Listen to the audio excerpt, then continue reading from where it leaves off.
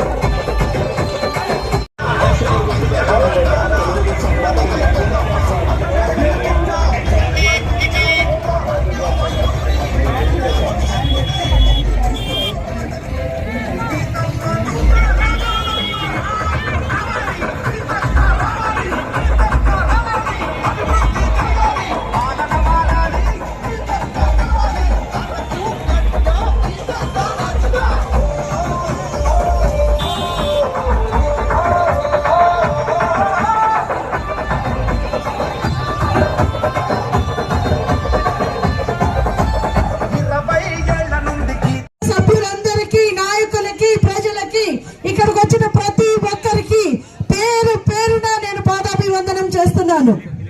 2014 నుంచి 19 వరకు నేను మీ ఎంపీగా ఉన్నాను. చాలా రకాలైన కార్యక్రమాలు చేశాను. ఇప్పుడు ఇట్లా చూస్తే ఒక అంబులెన్స్ ఇట్లా వెళ్ళింది. మేడం గారు ల్యాండింగ్ కోసం మన అంబులెన్స్ అడిగితే అంబులెన్స్ లేదన్నారు. ఇక్కడ కనీసం ఇక్కడ అంబులెన్స్ కి పెట్రోల్ కొట్టించే దిక్కు కూడా ఈ ప్రభుత్వానికి లేదు. మనకి సప్లా నిధులు వచ్చినాయా?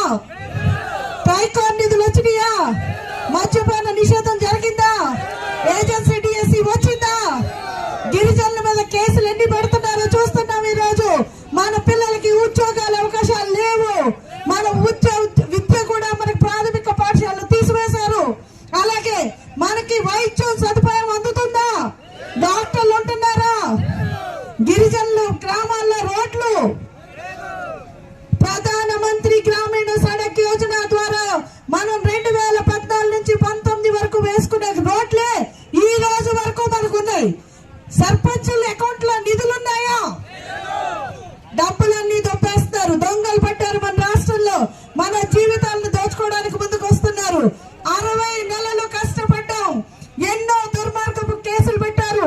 మరో 60 నెలలు సుఖంగా ఉండాలంటే మనం ఏం చేయాలి?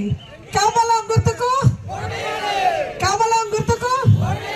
నరేంద్ర మోదీ గారు మన దేశాన్ని విశ్వ గురువులా పెట్టారు.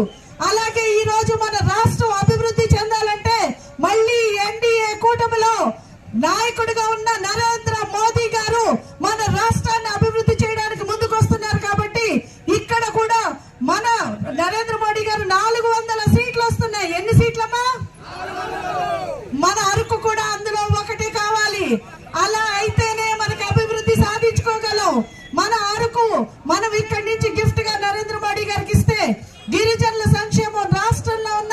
దేశంలో ఉన్న 46 గిరిజన ప్రాంతాల్లో 31 ప్రాంతాల్లో గిరిజనులు నరేంద్ర మోదీ గారిని ఎన్నుకున్నారు.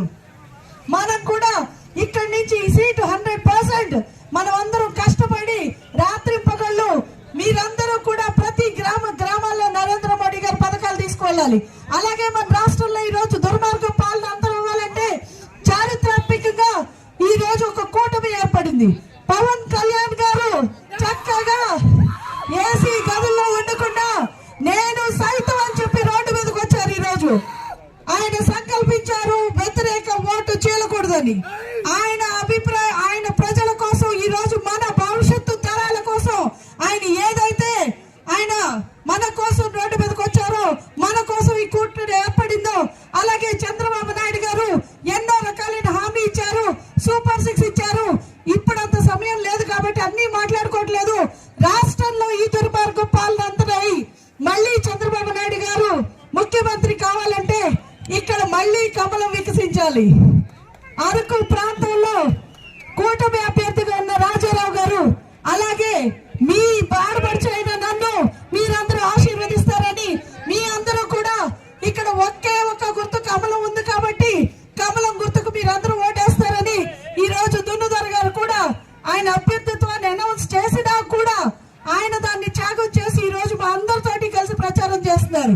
మీ అందరూ కుటుంబ సభ్యులై మమ్మల్ని ఆదరిస్తున్నందుకు మీ అందరికీ మరోసారి హృదయపూర్వక ధన్యవాదాలు తెలియజేసుకుంటూ ఈనాటి కార్యక్రమంగా మన కోసం వచ్చిన మన ముఖ్య అతిథిగా కరెక్ట్ కమలంతో ఓట్ చేయాలి, మర్చిపోకూడదు. ఎందుకంటే అది ఉంటే అన్ని పాలసీస్ అన్ని మీకు జాబ్స్ వస్తాయి, మీ పిల్లలకి ఒక భవిష్యం ఉంటుంది.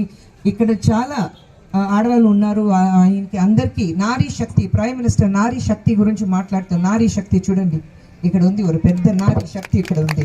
ఇంకా ఏం కావాలి మీకు? ఆ నారీ శక్తి ఉన్నప్పుడు డెఫినెట్ గా ఇక్కడ అన్ని మంచి పని జరుగుతుంది. సో మర్చిపోకూడదు. 13th ఏప్రిల్ మీరు ఓటింగ్ కి వెళ్ళినప్పుడు అక్కడ కమలం ఎక్కడ ఉంది అది చూసి మీరు ఓట్ చేయాలి. ఇక్కడ నంబర్ 3లో ఉంటుంది, నంబర్ 3లో కమలం. ఎమ్మెల్యే ఎంపీ, ఎమ్మెల్యే గారు ఇక్కడ ఉన్నారు, ఎంపీ మేడం ఇక్కడ ఉన్నారు. సో ఎక్కడికి వెళ్తే నంబర్ 3 బటన్ ప్రెస్ చేసి చూడండి. ఇది చూస్తే కూడా కమలం లాగా తెలుస్తుంది మీకు. సో అదే గుర్తు పెట్టుకోండి. Okay, so this is 3 is కమలం. సో మర్చిపోకూడదు. 13th అనికి మీరు ఖచ్చితంగా, సో 13th ఏప్రిల్ మీరు ఓట్ చేసినప్పుడు డెఫినెట్ గా కమలంకి మే 13 మీరు ఓట్ చేసినప్పుడు ఖచ్చితంగా కమలంకి ఓటు వేయాలి. ఇప్పుడు నేను చెప్పాలంటే ఇది జబర్దస్త్ కాదు, ఎక్స్ట్రా జబర్దస్త్ గా మీరు వెళ్ళి ఓట్ చేయాలి. చేస్తారా? ఎక్స్ట్రా జబర్దస్త్ గా చేస్తారా? Very good. మళ్ళీ వచ్చి అరకుకి రావాలి, నా పిల్లలతో రావాలి, చూపించాలి. గీతా గారు, రాజారావు గారు ఇద్దరు గెలిచిన తర్వాత అరకు అంత బ్యూటిఫుల్ గా ఉంది, ఆ ప్లేస్ చూపించడానికి మళ్ళీ నేను వస్తాను మిమ్మల్ని అందరికీ ముందుకే ఇప్పుడే. ఎందుకంటే రాజారాం గారు, గీతా గారు ఇద్దరు గెలుస్తారు నాకు తెలుసు. సో ముందుకే మీ అందరికీ నేను ధన్యవాదాలు చెప్తున్నాను. నాకు ఇక అవకాశం దొరికింది, దీనికి ధన్యవాదాలు. Thank you very much. Bharat మాతాకి థ్యాంక్ యూ. కాపాడారు. ఇది ఎలా జరిగింది? It's only because of prime minister Narendra Modi గారు. ఈ రోజు మళ్ళీ 2 సారి గెలిచారు, 2 సారి ప్రధానమంత్రి అయ్యారు. మళ్ళీ ఈ 3rd టైం హ్యాట్రిక్ ఉండాలి. హ్యాట్రిక్ ఉంటే ఈ దేశ కాపాడడానికి కుదురుతుంది. ఎందుకంటే ఇక్కడి నుంచి అరకు వ్యాలీ నుంచి మీరు చూస్తే మీకు ఒక పెద్ద ఏం చెప్పాలి, ఒక అదృష్టం మీకు.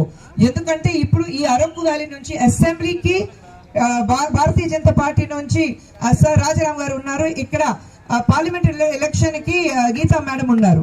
సో మీ 2 జాగాలు మీకు భారతీయ జనతా పార్టీ ఉన్నప్పుడు అండ్ మీరు చూస్తే ఎక్కడైనా చూడండి పవన్ సార్ అక్కడ ఉన్నారు, చూడండి ఫ్లాగ్ లో పవన్ గారు ఉన్నారు.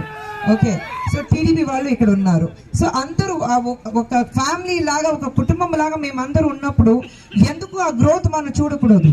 ఆ గ్రోత్ చూడాలంటే ఈ టైంలో అరకు వ్యాలీ నుంచి అసెంబ్లీ కాకుండా పార్లమెంట్ కూడా ఇక్కడ నుంచి భారతీయ జనతా పార్టీ నుంచి రాజారాం గారు అండ్ గీతా గారు గెలుచుకోవాలి. గెలిస్తే ఉండే అన్ని పాలసీస్ మీకు వస్తుంది. ఇప్పుడు జగన్ గారు ఏం చేస్తారు? ఇక్కడ ఉన్నప్పుడు మన సెంట్రల్ గవర్నమెంట్ నుంచి ఏ పాలసీ అయితే మీకు రాదు, ఇవ్వట్లేదు. ఎందుకంటే అవి ఇస్తే మీకు తెలిసిపోతుంది కదా, ఇది సెంట్రల్ గవర్నమెంట్ నుంచి మీకు అన్ని పాలసీస్ వచ్చింది, స్కీమ్స్ వచ్చింది, అందుకంటే ఇవ్వట్లేదు, కావాలంటే ఇవ్వట్లేదు. నేను ఇస్తాను కదా, కామెడీ లాగా బ్రహ్మానంద గారు నేను ఉన్నాను కదా, నేను ఇస్తాను కదా, అదే మాత్రం జరుగుతుంది, ఇంకా ఏమీ జరగదు. జగన్ రెడ్డి గారు మీరు చూస్తే ఎందుకు ఆయన ఫ్యామిలీలో చూడండి, ఆయన చెల్లి కూడా బయటకు పోయింది, ఎందుకంటే లోపల కూడా అంత ప్రాబ్లం ఉంది. సో లోపల ఎంత ప్రాబ్లం ఉన్నప్పుడు మీకు తెలుసు, ఎక్కడైనా ఒక క్లారిటీ లేకుండా మీకు జగన్ రెడ్డి గారు ఉన్నారు ఇక్కడ. కానీ అరకు వ్యాలీలో ఆ డెవలప్మెంట్ ఉండాలి. అరకు వ్యాలీలో దేశం మాత్రం కాదు, బయట నుంచి ఫ్రమ్ డిఫరెంట్ కంట్రీస్ అందరూ ఇక్కడ రావాలి. మీరు ఇక్కడికి వెళ్తే కాశ్మీర్ ఉంది, ఉత్తరాఖండ్ ఉంది, రిషికేశ్ ఉంది, మన తమిళనాడులో కొడైకెనాల్ ఉంది, ఊటీ ఉంది, అరకు అలాంటి ఒక బ్యూటిఫుల్ ప్లేస్. మీకు అంతా ఇక్కడ మీకు స్పేస్ ఉంది డెవలప్ చేయడానికి, కానీ అది డెవలప్ అవ్వాలంటే